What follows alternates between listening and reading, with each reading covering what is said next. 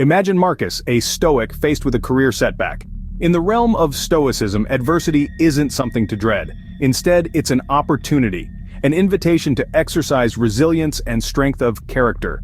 At the heart of Stoicism lies the belief that we cannot control everything that happens to us, but we can always control how we respond. Marcus understands this. He knows that his career setback is beyond his control, but his reaction to it is entirely within his grasp. Stoicism guides Marcus to take a step back, to observe his emotions without being swayed by them. It encourages him to maintain equanimity, to keep his cool when the world around him is in turmoil. Stoicism is not about suppressing emotions, but about understanding them, managing them, and ultimately using them to one's advantage. Marcus, with his Stoic principles, does not let disappointment cloud his judgment or sour his relationships. He continues to treat his colleagues with respect and kindness. He understands that his worth is not defined by external circumstances, but by his inner virtues. He knows that true success lies not in never falling, but in rising every time we fall. Through the lens of Stoicism, Marcus's setback is not a defeat, but a test of his resilience, a testament to his strength. Marcus, despite his disappointment, treats his colleagues with compassion, demonstrating the strength of inner peace and harmony. Now consider Ava, a hedonist who lives for the joy of the present. Ava's world is guided by the principles of hedonism, a philosophy that advocates for the pursuit of pleasure as life's highest aim. It's not about reckless abandon or ill-considered choices. Rather, it's about savoring the beauty and joy of life in all its forms, right here, right now. Ava's lifestyle reflects this philosophy in every sense.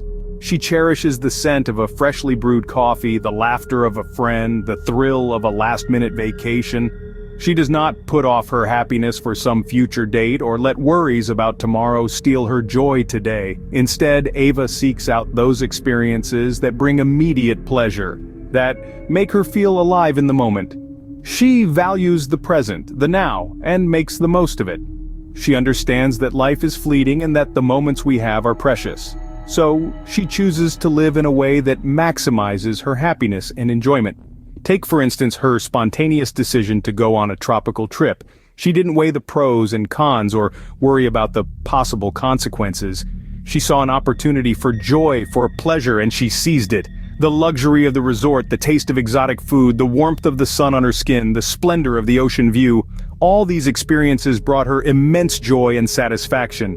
Ava's impulsive tropical trip is a perfect illustration of hedonistic joy.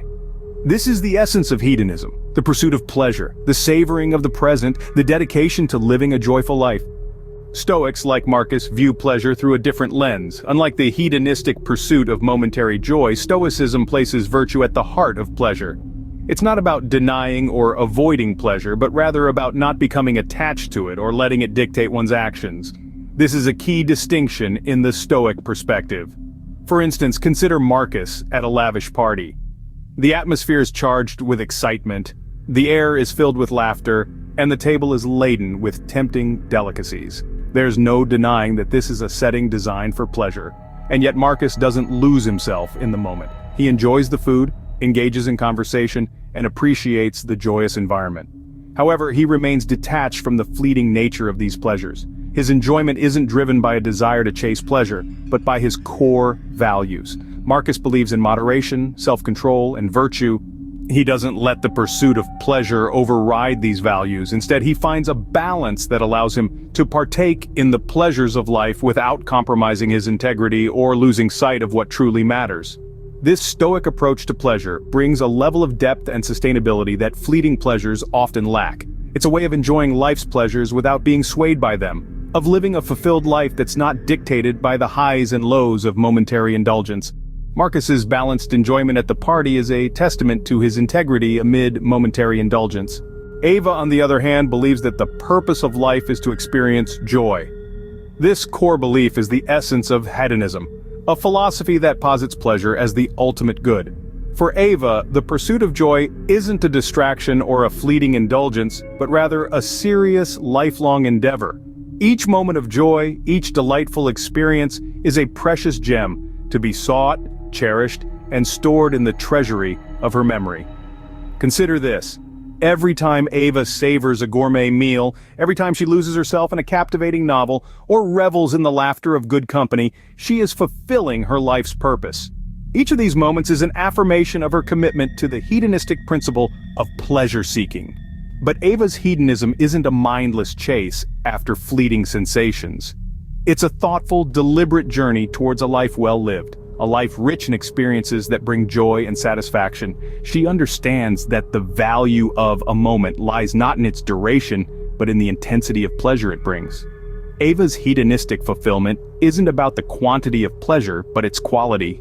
She doesn't measure her life in years, but in the joyous moments that give those years meaning. In her quiet moments of reflection, Ava looks back on the tapestry of her life woven with vibrant threads of joyous experiences, each memory a testament to a life lived in pursuit of pleasure.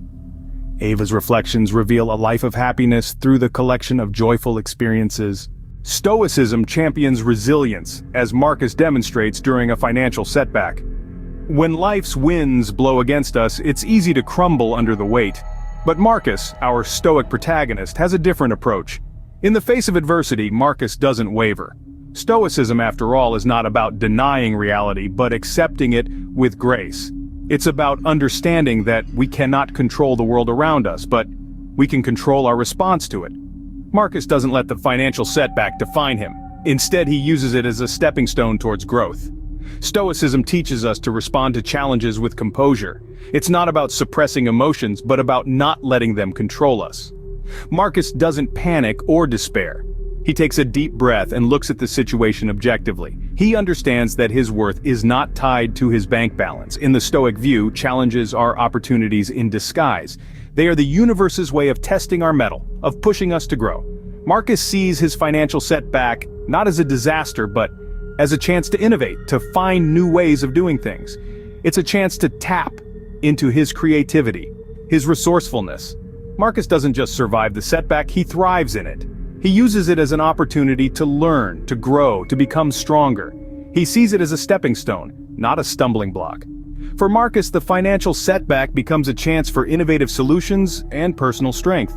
Challenges can disrupt a hedonist's pursuits, as Ava discovers. As seekers of pleasure, hedonists like Ava often find their path strewn with obstacles that seemingly threaten their joy-filled journey. But here's where Ava's hedonistic philosophy shines. Rather than viewing these setbacks as barriers, Ava sees them as opportunities to discover new paths of pleasure. A canceled vacation doesn't dampen her spirits. Instead, she uses it as a chance to explore local attractions she'd previously overlooked, finding joy in her own backyard. When faced with a professional hurdle, Ava doesn't wallow in disappointment. Instead, she embraces the change, seeing it as an opportunity to reassess her career and seek out roles that bring her more fulfillment and happiness. She reinterprets the challenge, turning it from a roadblock into a stepping stone. Ava's approach serves as a testament to the hedonist's ability to navigate hurdles. She doesn't deny or avoid the setbacks. Instead, she faces them head-on, always looking for the silver lining, the hidden opportunity for pleasure and happiness. Hedonism isn't about avoiding challenges, it's about finding joy and pleasure, even in the face of adversity. As Ava shows us, a hedonist's journey isn't necessarily smooth, but with the right perspective, it's always enjoyable. Ava's professional setback fuels her exploration, leading to unexpected opportunities. Both Stoicism and hedonism offer valuable insights into life. Stoicism, as embodied by Marcus, encourages resilience, control over reactions, and a steadfast focus on values, even in the face of adversity. It's about finding peace within, regardless of external circumstances. On the other hand, hedonism, as we've seen with Ava, emphasizes the pursuit of pleasure and the importance of living in the moment. It's about embracing joy, savoring experiences, and creating a tapestry of pleasurable memories. Yet life isn't solely about enduring or solely about indulging. It's about learning to navigate the space in between. Marcus taught us the power of resilience and the importance of values. Ava showed us the beauty of the present moment and the joy of experiences. Their stories reflect the essence of Stoicism and hedonism, and the potential for a balanced life. Blend Stoic wisdom and hedonistic joy for a fulfilling life.